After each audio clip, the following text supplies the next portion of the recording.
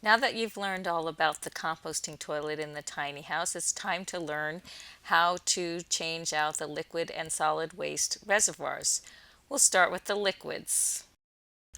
When you are using the toilet, you have to watch for the level of the liquid reservoir. There is a nice window indicating the level of the liquid in the reservoir.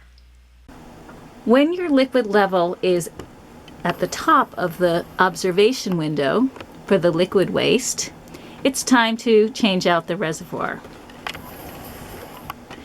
We're going to use an empty threaded water jug To replace the old reservoir. So the first thing you do is unthread the cap from the new jug, the new clean water jug, and thread it onto the existing full liquid waste jug. Then you pull out that liquid waste jug.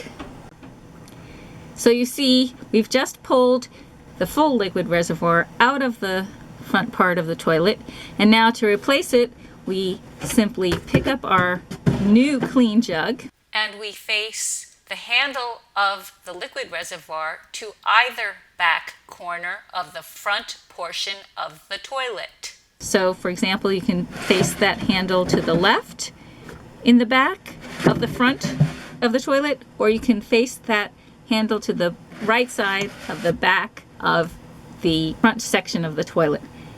And then you simply close the lid and you are ready to use your toilet once more. However, you will have to find a safe and sanitary place to dispose of your liquid waste. After using the solid waste compartment, you turn the handle 20 times. Normally, this is easy to do. While cranking the handle for the solid waste, you find that it's very hard to turn, as it appears to be hard to turn right now, then it's time to change out your solid waste compartment and refill it with a new set of sawdust or peat moss. Here's how you're going to do that. You lift the top of the toilet from the seat up. And you see that you just remove your liquid waste reservoir temporarily, and you pull out what appears to be similar to a 5-gallon sheetrock bucket. It's a 5-gallon bucket. It has been modified to allow the crank to turn within the toilet and to stir up the solid waste with the peat moss, or in other cases sawdust. And it also has a nice handy handle on top, which of course a lot of sheetrock buckets do, which allows you to carry it very comfortably out of the house. Okay, here we go. Now we're dumping out the compost. See, it looks just like soil with a few lumps in it. Just like soil. We're dumping it into the compost pile.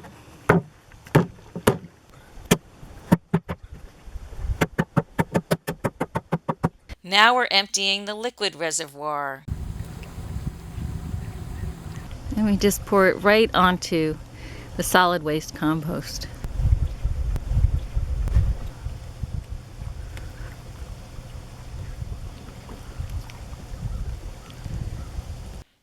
Before we add the sawdust in, you can see what the bucket looks like from the inside.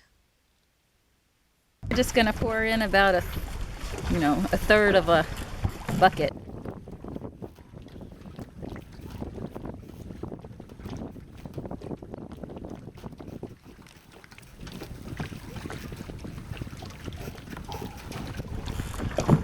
That looks to be a third.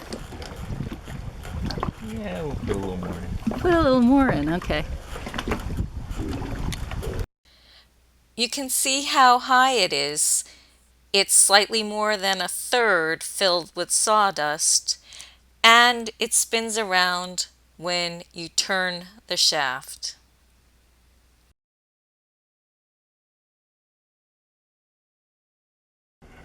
The toilet shape is sort of an oblong hexagon, and it is very clean and clear, and you can see it's just a big empty space. The back of it is for the 5-gallon bucket that holds the solid waste, and the front of it is for the gallon-sized jug that holds the liquid waste.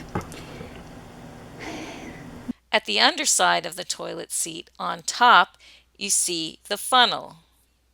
You're looking right now at the funnel that funnels into the liquid waste compartment, as well as behind it you see a little bit of a white tab, which is our inner lid to the toilet, which opens up when you're using the toilet. You also see behind the lid, you'll see that hole, which is where the handle fits through to crank inside through the shaft that will then turn and stir the solid waste with the peat moss or sawdust in the 5-gallon bucket.